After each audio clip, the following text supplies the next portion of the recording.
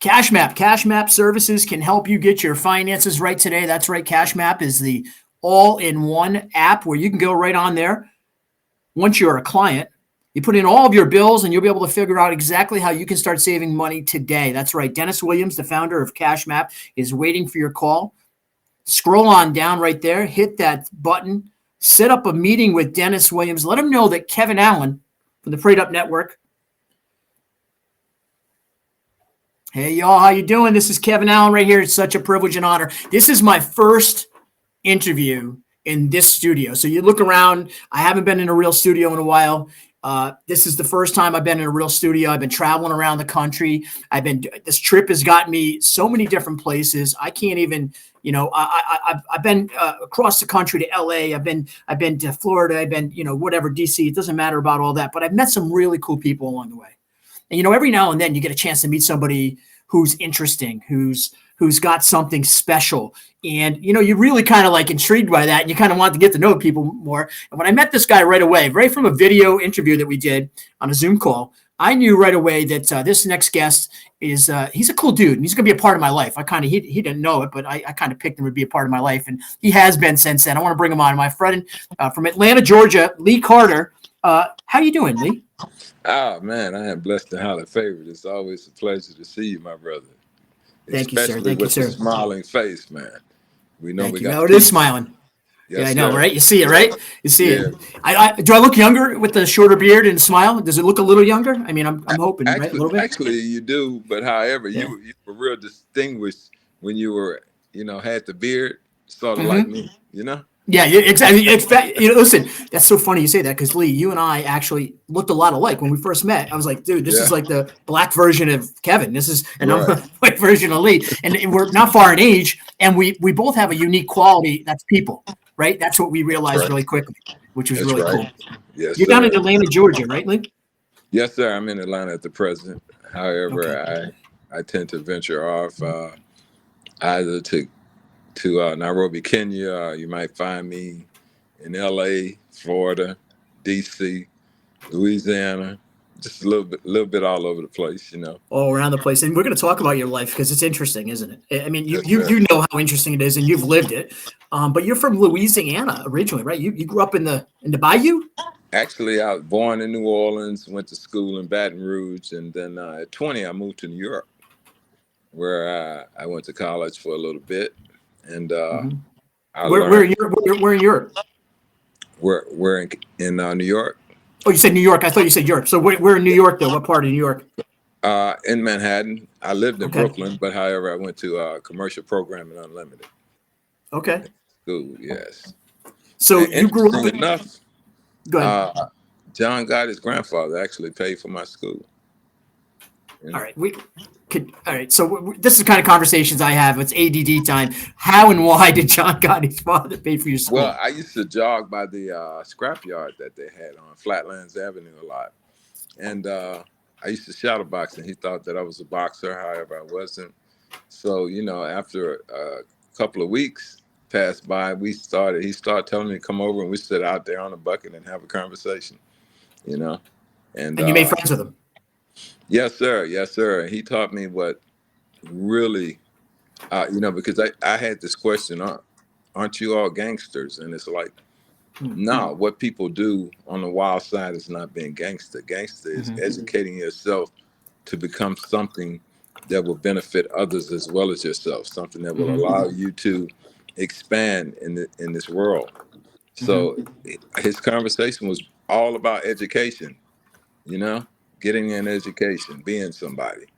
Is your memory of the Gottis were they like dangerous people? Were you scared of? I mean, and I know where you came from, so I don't think much is scaring you, right? But I mean, Gotti's. John Gotti's a famous mobster. I mean, but John Gotti wasn't. John Gotti was a businessman himself. We had family.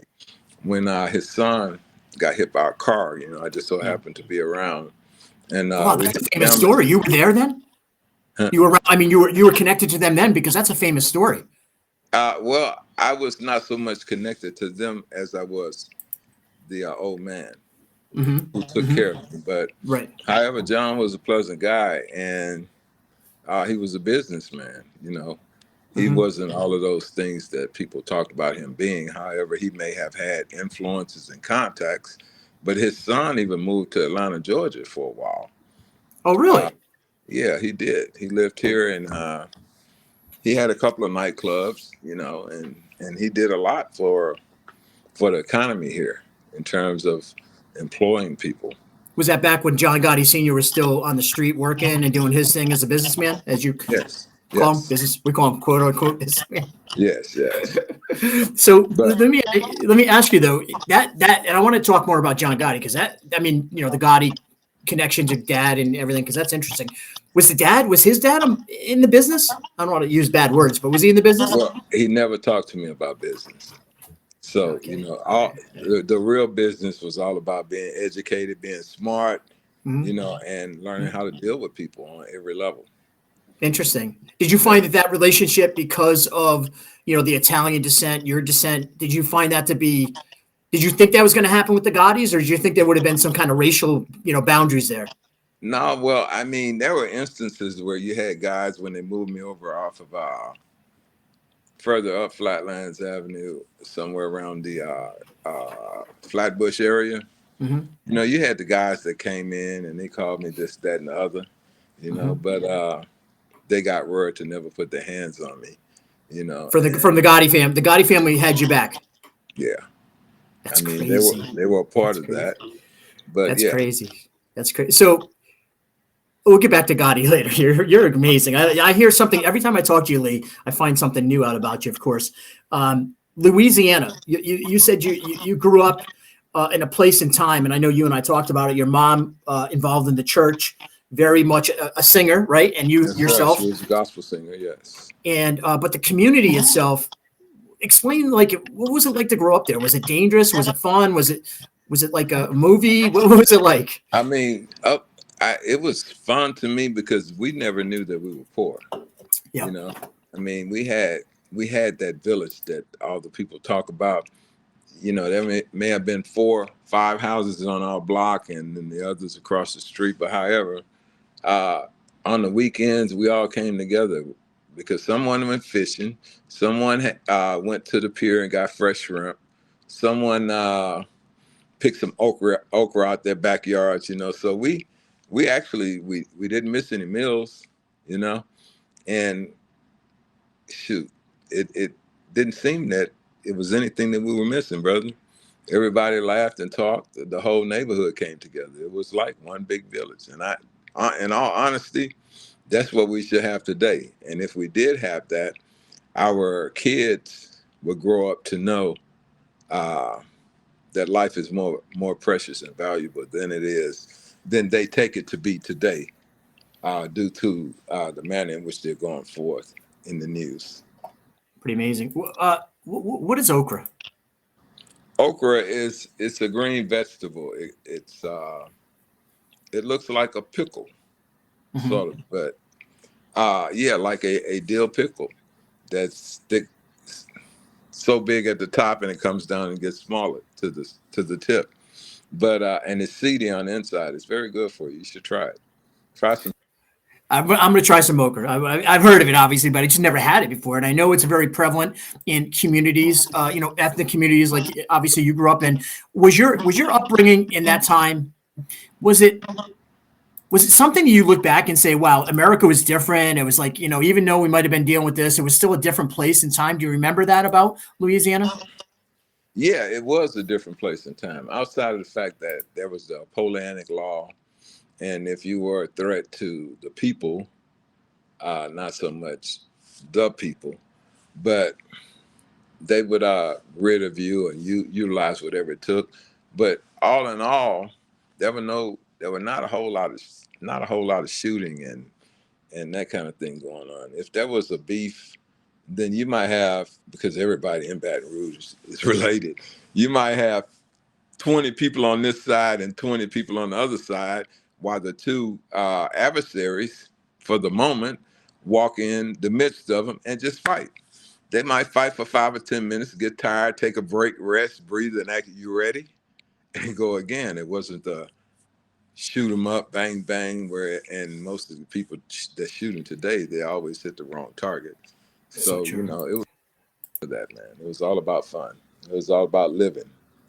You know. Is do you remember? You just said fighting, so there wasn't a lot of gun violence, or there was, but it wasn't as prevalent as today. No, it was not a lot of gun violence. You know, Hmm. not where in Baton Rouge it was not. It was every so often you might hear somebody got shot, but people were living to grow of age at that time of my coming up.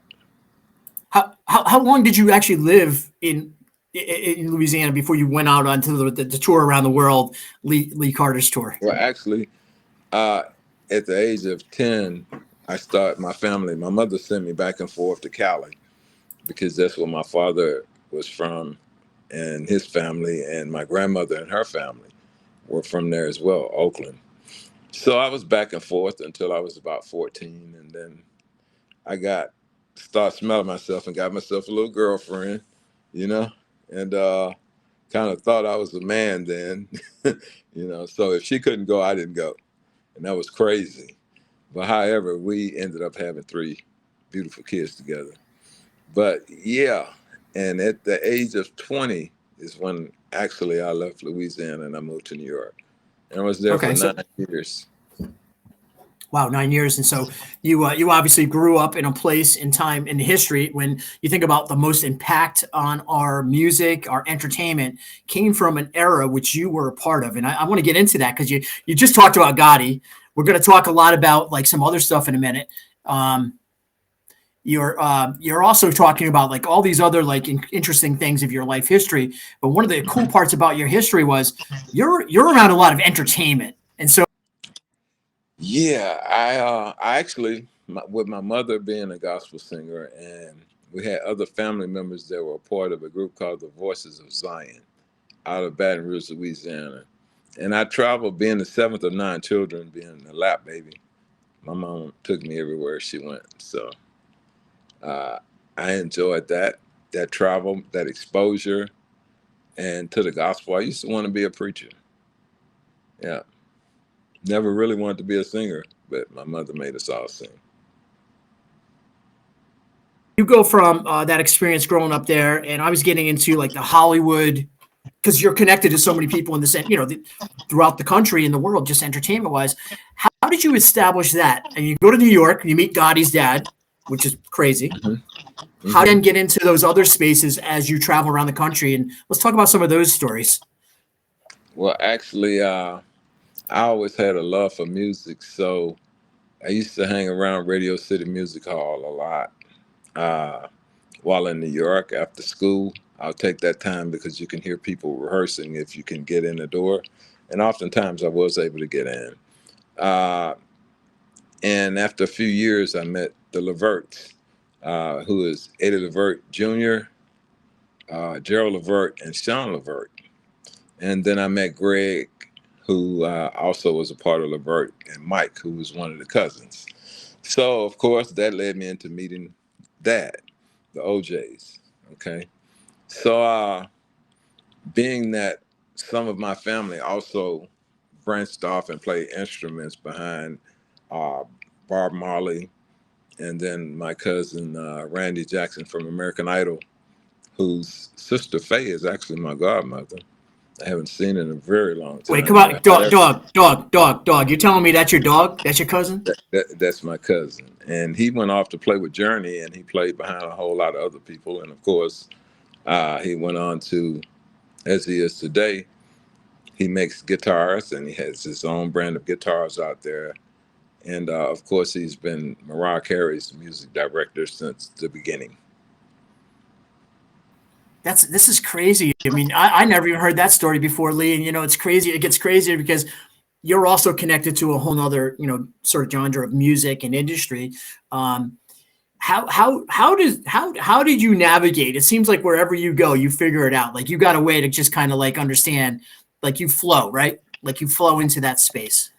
Pretty much. Growing up, I learned to listen a lot, and because I was quiet and didn't interrupt the elders as they were speaking, uh, They would allow me to stick around a little more than they would someone else as young as I was then.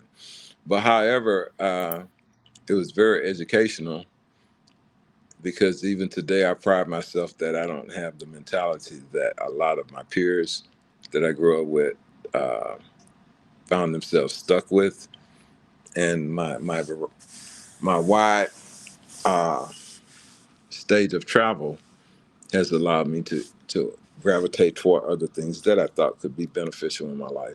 So to say, people just gravitated to me, you know, and I was the good kid. So Well, you're a good man. I appreciate you too. I think you're a guy that has a real heart on his sleeve, and but it's interesting because you would it be fair to ask? Maybe this might sound different, but um, you came from a background that didn't give you the statistical odds to succeed and still be here in many ways. I mean, this is a I hate to say it, it's just a sad fact and true. Isn't that right? it is. That's correct. That's correct. Because even today, there's not a whole lot of opportunity. But when I was coming up, it was about either working at Louisiana State University, you know, as a janitor of some sort, or you find little jobs working at car washes. But the main jobs were in the sugarcane plants, making sugar, and uh, you had Exxon Mobil, and lead plants, but we got a lot of those jobs, but we didn't get the pay that we should have received, if that make any And sense. do you think being from that area, um, there's a lot of talk about like after Katrina and all that other stuff that took place now. How was your community responded? Have you gone back there since a lot of these things have taken place? Yeah, actually, I wasn't there during Katrina. I moved away, like I said, to New York, and I lived there 9 years. I've actually been in Georgia now 35 years, but I would live here and in Cali at the same time, or here and in Florida at the same time. I need that beach and that sun. So, you know, during the Katrina time, none of my family was really affected that bad. Uh, Most of them were in Baton Rouge, but the ones that were in New Orleans, they actually took the lead and they left in advance. And most of them went to Texas or California.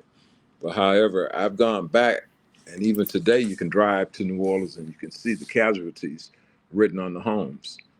If there were 9 bodies that were found in the home, or they'll have 9 written on them.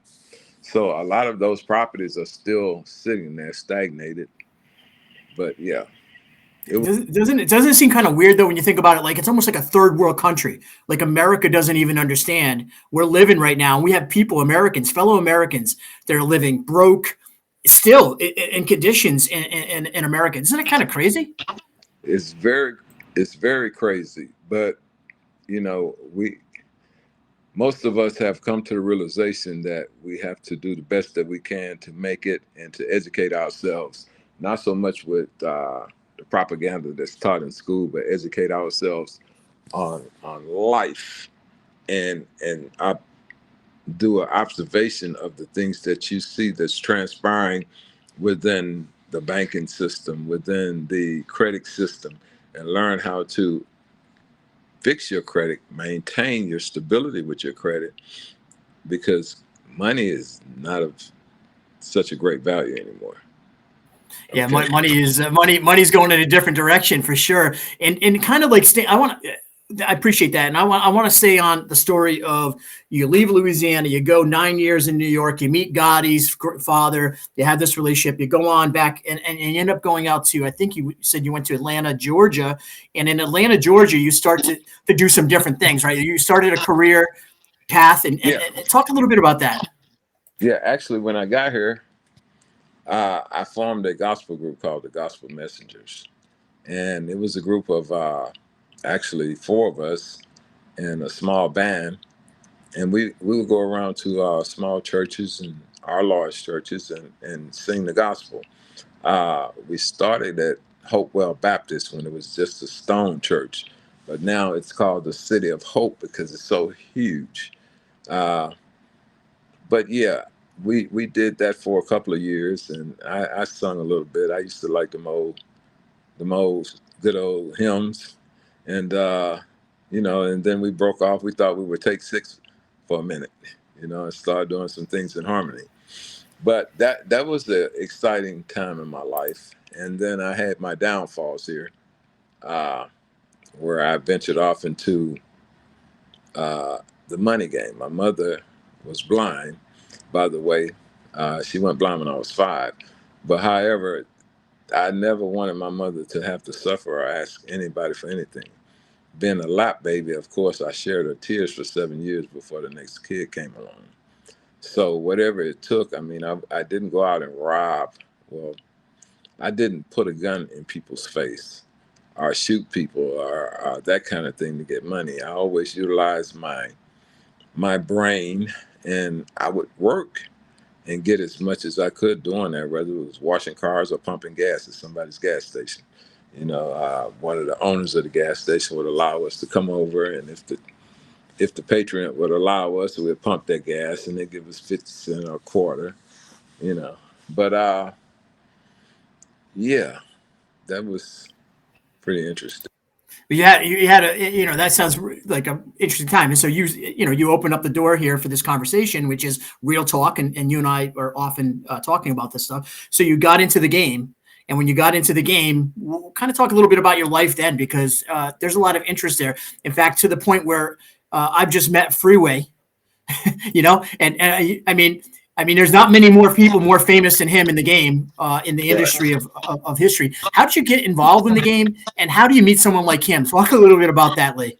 Well, actually, game, like I said, I learned a lot, and I learned I would meet people that worked in financial facilities that uh, didn't feel they were making enough money, but they were handling all of this money. So, we devised a plan that enabled me sometimes to pull up to the drive-in window 3 times a week, you know, and so I actually made that a business. I put on a suit and a tie, and I'll pull up, and then if they say they need me to pull up again that day, then I'll go put on some overalls and a hard hat, and I'll pull up in a pickup truck. So those were ways that I was able to get money, and then I ventured into the drug game, uh, and it was good. It wasn't as dangerous as it is today, and I made a lot of money, you know. And I was able to make sure that my mother, because I would take a week out of every month and go spend it with my mother and take her anywhere she wanted to go. Okay. Uh, and if she wanted to spend half the day in Walmart shopping, getting little uh, sweatsuits for her and her friends, then that's what we did. But yeah, that's what hustling did for me. And that was my main objective for hustling, along with the fact that, I had kids at that time, and I very close to my kids, so I fly back and forth to give them birthdays all together. If I got some time out of school in New York, I would jet down. I had my little whip. I'd jet down to Louisiana and uh, share that time with my 3 kids. You And I know, know there's a part of that story that I want to talk about in a minute, but I wanted to, and it's a sad part of the story you shared with me when you were in New York and something happened. But just talking about like your involvement in the industry, you was you was running a laundromat, man. You was the laundry guy. I get it. So when you look at the industry today, like you talk about like this industry of the street industry and the violence and everything that goes along with it. And it plays really tight into Hollywood and the industry of music today, even more so, I think, in some ways than the past, because it's real money. What's the difference between then and now with the people who are players in those industries?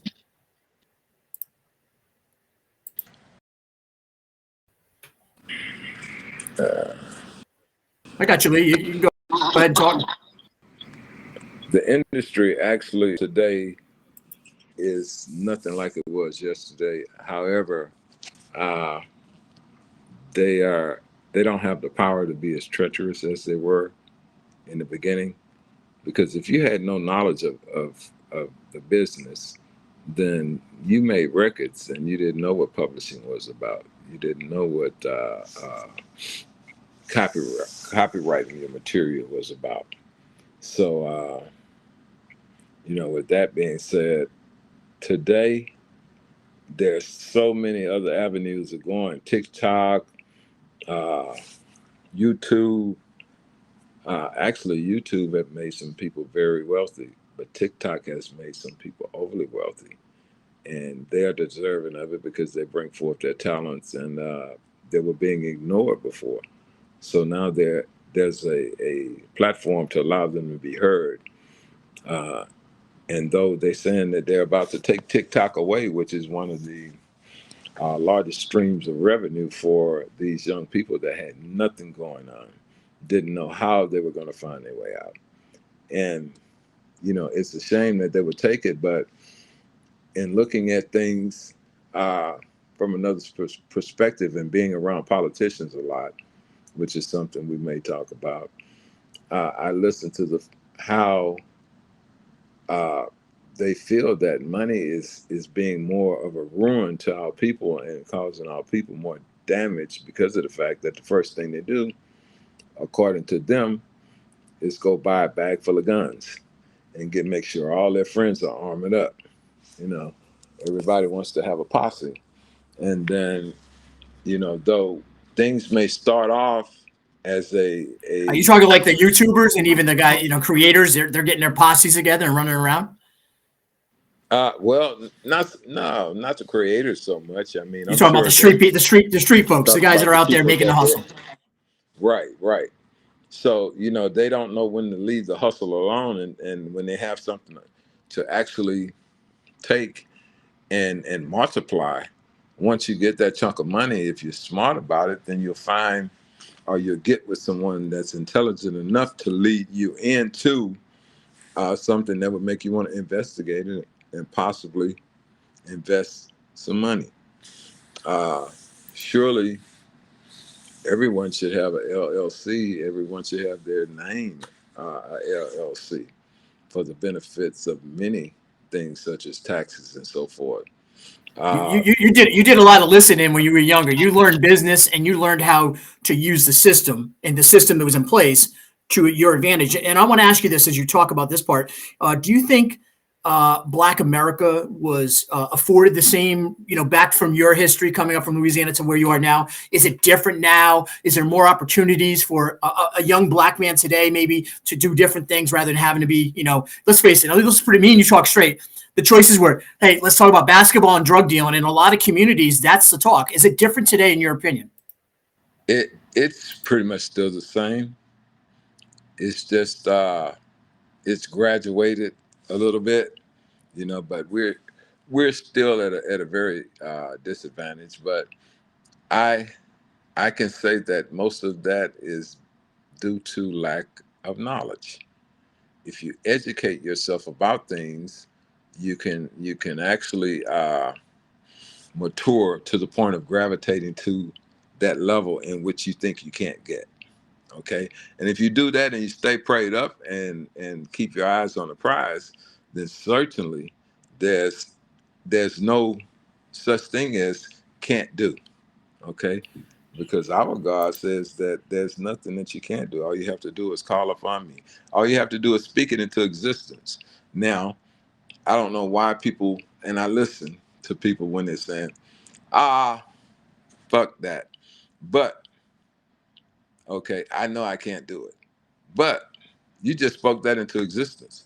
But you'll tell somebody else that's talking over there and say, hey, speak it into existence. But you're not listening to yourself. You're not listening to that still quiet voice inside yourself that's telling you, if you humbly give your heart unto me and you ask something of me, surely the Father will give you that in which you ask. Praise Jesus. It's Yeah. fun. And you and I connected on that level. We'll talk about that in a second. But the generation that today is, really, I don't know how it would be to be a 15-year-old or a 20-year-old. I don't know if I'd be able to exist. But the question is, I feel like there's more opportunities today personally, but they're also more confusing opportunities. Like they can go down the rabbit holes, and I think that technology scares me a little bit with that. But I guess maybe we'll move on from this part of it and talk a little bit more about. You talked a little bit about your children, and I want to give you a chance to talk about that because that was an important part of your life, Lee. Again, Lee Carter, a friend and a business partner.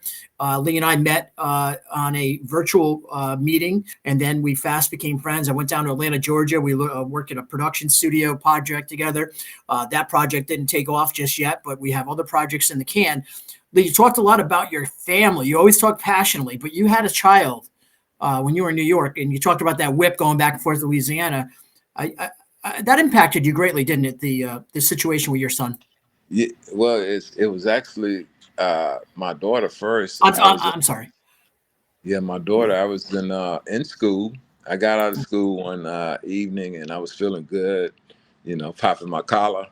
Had made a couple of good grades. And then had got my first stipend. That they give you and free tokens to catch the train. That none of that happens in Louisiana. So it was all of that was new to me. So I was excited. I wanted to talk about it. So I stopped at a payphone to call my mother, and no one answered the phone. So I said, "Oh, well, Mama must be asleep." So I called my sister. No one answered the phone. Then I called my brother. No one answered. I said, "Now, if I call my grandfather and no one answers, something seriously going on. I'm getting ready to catch a flight." Well, it was something going on. That my grandfather asked me where was I. I told him in New York. He asked me, had anybody told me? And I said, told me what? He said, they're waking your daughter tonight. And that was my 6-year-old daughter, LaTanya White. She was standing at a snowball stand, her and my other 3 kids, and some 14, 15-year-olds were on a bicycle, and they were shooting at each other. And my daughter caught a bullet in the head. But however, I didn't know about it until the night of the wake, and I tried to get the funeral director and everyone to stop it. My mother felt that, being that I was the oversensitive one in the family, and felt like I was such a protector